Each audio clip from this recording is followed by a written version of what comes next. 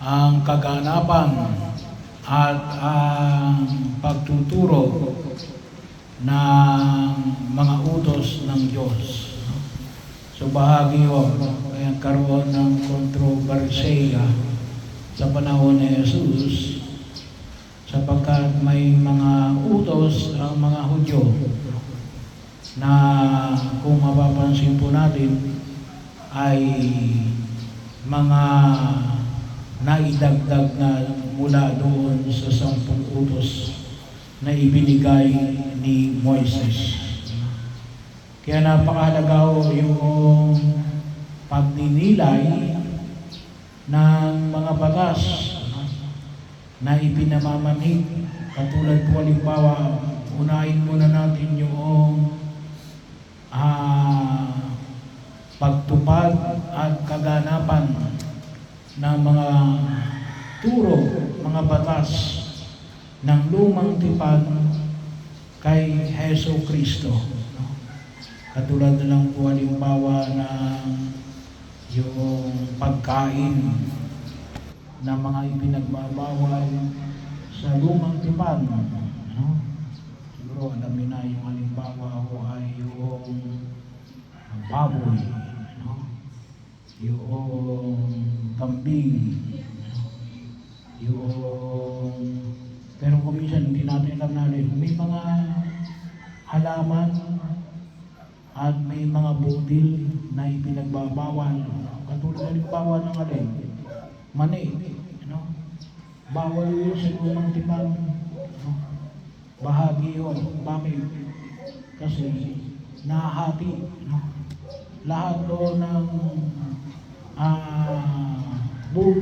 butil na kung tawagin natin ay dichotomous ay pinagbabawal sa lumang tipan. Kaya lang, sabi nga ho natin, kung babasihan natin, yung lumang tipan, pero sabi nga ho, yung kaganapan at ng mga batas na ito, katulad ng halimbawa sa pagkain. Alam natin, sa panahon na Jesus, kaya siguro, para maintindihan din natin kung bakit nung na ipinagbabawal. Kasi mainit yung lugar na roon. Yun ay, kung tawagin natin ngayon ay West Asia. O maaaring tawagin Asia Minor noon. So tayo ay nasa Southeast Asia. Tayo ay nasa tropical. So area. Doon, kapag mainit, talagang mainit.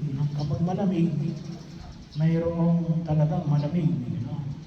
Kasi may bahagi roon na nagyayelo. So, may bahagi, hindi po lahat. Pero ibig ko sabihin, ano yung kaganapan na itinuro na Jesus.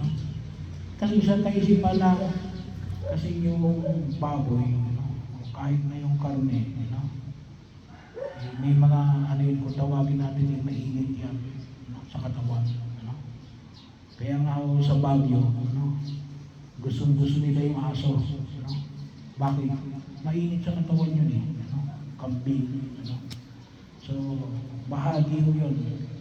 Alam naman natin, kasi nga anong sabi ni Jesus, anong sabi niya, hindi ang mga bagay na pumapasok sa katawan ng tao ang nagpaparumi sa kanya. Ngunit yung mga bagay na lumalabas sa kanya. Bagamat hindi natin inaalis sa may epekto. May epekto rin yun. Pero ibig sabihin, yung pagkakasala ay wala doon sa pumapasok. Ngunit doon sa lumalabas. Maaaring maapektuhan ka, maaaring din naman hindi ka magpa-epekto. Bahagi yun, hindi yung automatic yun. Katulad halimbawa siguro yung pinakasimple. Yung manonood ka ng mga pornographic movies, mga ball. Maaaring may epekto, maaaring may hindi. Pumapasok sa iyo Pero ang tanong ay, ano ang lumalabas sa iyo? Yun ang ibig sabihin ng ipinahayag na Jesus natin na hindi ako naparito upang wasakin ang mga utos, ngunit para ito ay paliwanag at bigyan ng kaganapan. Kaya mahalaga ang makita natin. Una, anong klaseng pagkilos? Una, mag-aral tayo. Pag-aralan natin. Sapagkat kung hindi tayo mag-aaral ay bahagi yun ay may maraming hindi tayo maintindihan. Kaya yung sinabi ni Moises sa unang pagbasa, anong sinabi niya? Sundin ninyo yung mga utos nito at paliwanag nyo sa inyong mga anak at mga apo. Agalin, kayo ay tatangilain ng mga karatig bansa. Hindi lamang ito pagtingin bilang isang individual, hindi lamang isang pamilya, ngunit bilang isang bayan, isang bansa. Kasi maintindihan nila na mayroong tinatawag tayo yung logic sa pagsunod sa kalooban ng Diyos, sa kanyang mga utos.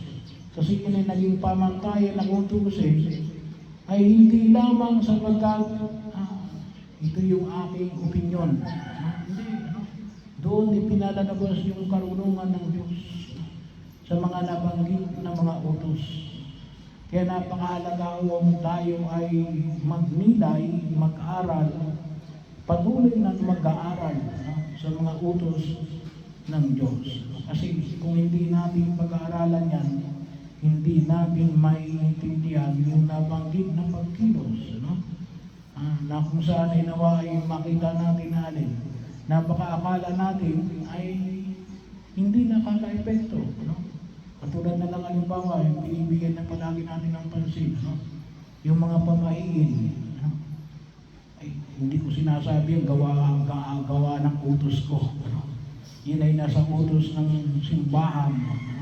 That is sin against the first commandment. Bawal yan. Kasi yan din. Sabi nga na, kalimitan wala namang masama. Ay hindi may masama doon. Ano yung masama noon? Hinahati mo yung pagtitiwala mo sa Diyos. Kaya yun ay kontusin niya against the first commandment. Ihahayaan natin dinadala tayo sa takot. Kapag hindi mo ginawa yun, may masamang mangyayari sa iyo. Hindi, nasa anong pananampalataya mo doon? Ay sabi nga ng iba, wala namang, hindi naman masama, okay lang na gawin. Hindi sapagkat hindi natin namamalayan natin. Una, hindi natin alam ang ating pananampalataya. Bahagi yun. Kaya masabi ko, baka mamaya gawin ko. Wala namang nagtuturo sa akin. Ay, hindi Kaya bahagi ko yun na kung saan ay pinakailangan natin. Magalit man kayo.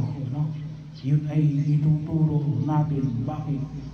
Ay baka yun ay pananagutan ko pa sa harapan ng Diyos Kapal. Kasi yun yung kaganapan ng batas. Tayo kamisa ng sin against the first commandment, ang kalimitang tinitira sa atin ni Alin, yung mga imahin, hindi naman natin sinasamba yun. Yung nagkukulang, yung pagtitiwala natin sa Diyos,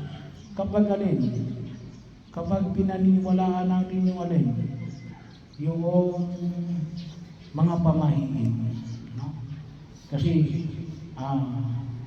yun ay inaalis ang bahagi ng ating pagtitiwala sa Diyos. Nanawa, yun ang bigyan natin na higit ng pagkakataon. Hindi mo yung pamahiin, kundi magdasal ka. Yun ang mahalaga.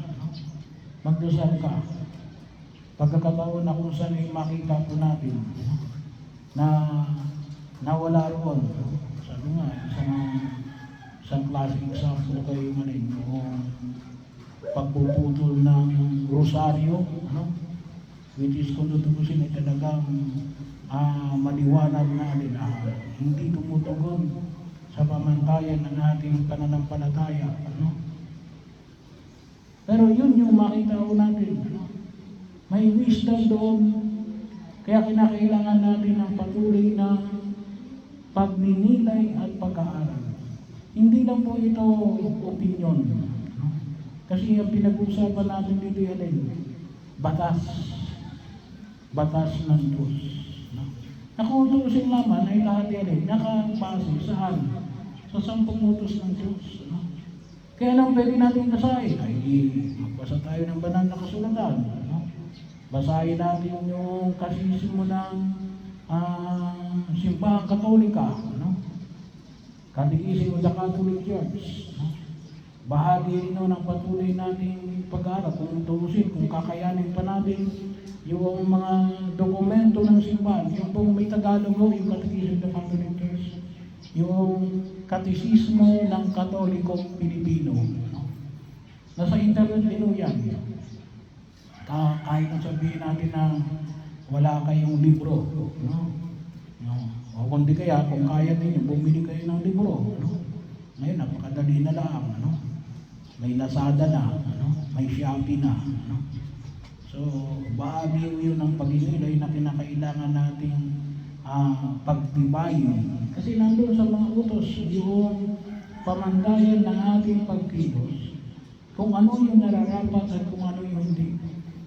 Pangalawa, nakita natin, sinabi ni Moises natin, ito ang pamamaraan para na ang mga Israelita ay makarating sa lupang pangako.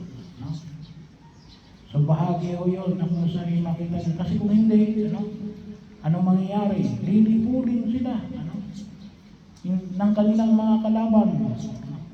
Kung hindi kaya yan ay sila ay kung tawagin po natin ay ma-assimilate, hindi nila namamalayan. Na iba na yung kanilang pamantayan ng pagkilos bilang mga nananalig sa Diyos. Kaya bahagi yun tayo, yung lupang pangako natin ay hindi na yung Jerusalem, hindi na yung Israel, hindi na yung bansa, ngunit natin yung lupang pangako na ay makarating tayo sa kaluwalhatian ng Diyos. Sa langit, bahagi yun nanawayan din, panatilihin natin yung ating pananalig sa harapan ng buong may kapal. Kasi kung hindi, ay paano tayo, So kaya nga po yung mga turo ng simbahan na bigyan natin ng pagkabalaga, katulad na naman po yung ginawa natin kahapon, yung pag-umpisa natin, yun yung napakahalagang biyaya na ipinagkakaloob ng Diyos na dapat natin pakinabangan. So ito yung dilong natin sa harapan ng buong may kapal, na paanyaya natin na always on the reference of Jesus. Kasi makita natin, kasi kapag binagbasihan natin, nasa banal na kasulatan yan, kailan nasa lumang tipan. Ito, susunod natin ngayon. Anong sabi ni Jesus niya? Isa yung pwede maka-apekto, halimbawa na lang, isa pa, yung pagkain ng dugo. Ano yung pwedeng epekto ng yung pagkain ng dugo? Yung alam nyo, may iba tayo mga kapatid natin, ayaw mag-blood transfusion. Aksidente, wala nang dugo. Bawal yan sa amin. Kasi yun lang nasa banal na kasulatan na yung dugo daw ay hindi dapat i-take either by mouth or by any means. Kapag pinasa sa iyo yung dugo ng kapitbahay mo, nung kaibigan mo, hindi kaya ng blood bank, ay parang kumain ka rin ng dugo. So bawal sa kanila yun. So bahagi yun ang pwede silang ma-apekto. Sa atin hindi. Sapagkat sabi nga natin, ano yung nagpapasama sa iyo? Hindi yung mga bagay na pumapasok sa iyo. Ngunit alin yun, yung mga bagay na lumalabas sa iyo. Yun ang nagpapasama. Kaya, kung tutuusin, marami pang mga bagay na pwede nating pagnilay-nilayan. At isa riyan yung alin, yung mga utos ng Diyos. Always, makita natin on reference kay Jesus. Kinakailangan natin yung kay Jesus. Anong sinasabi ni Jesus tungkol sa bagay na yan? Tungkol sa utos na yan. Para maintindihan natin ito yung kaganapan ng mga utos sa ating Panginoong Yeso Kristo.